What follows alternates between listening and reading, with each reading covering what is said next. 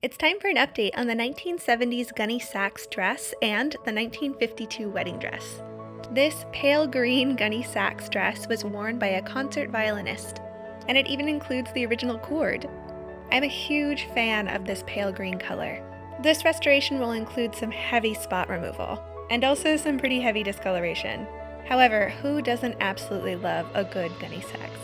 Next up is the 1952 wedding dress. This gown was originally criticized for being too simple, but the bride herself absolutely loved this classic design. And despite the criticism, she bought it anyway. Let's get started with the green Gunne Sax dress. For this one, I'll be starting out with the Nellie's Wow Stick. I like to use this first for heavy spot removal. I just spray a little water on and then make sure to rub the product into all of the major stains. Then I filled the tub with warm water. And for the first soak, I'll be using Nellie's laundry soda. I find that this product helps neutralize everything. I'll have the link in my bio. One of my favorite parts is watching the dress hit the water and slowly suck it all in. It's almost like a sigh of relief. Once the fabric had rested, I slowly started to work the water and the product throughout the gown. It's important to not overwork the fabric so that you don't stretch the fibers. It's one of the many reasons I always prefer hand washing. Also, it's kind of fun to get to watch the water change. I went ahead and drained out all of the dirty water, and now it was time to turn to one of my other favorites, OxiClean White Revive. And no worries, I also posted this one on my Amazon list. I'm going to do about 2 capfuls here. The nice part is this is completely color safe. After some more hand washing, it sits in the tub to soak before its final rinse about 2 hours later.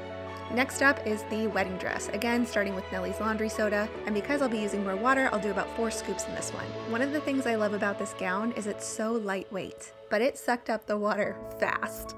I found myself having to fill the tub even more after this, and then it was on to more hand washing. People like to ask me why I use a little raccoon as my logo, and this is why. If you've ever seen them wash their food, it looks just like this.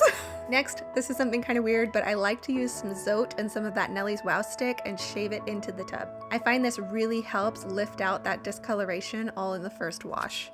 As you can see, this water turned pretty rapidly. And after about 15 to 20 minutes of hand washing, I could barely see my hand at the bottom of the tub through all this cloudy water. At that point, it was time to drain all of that out and fill it with some fresh water.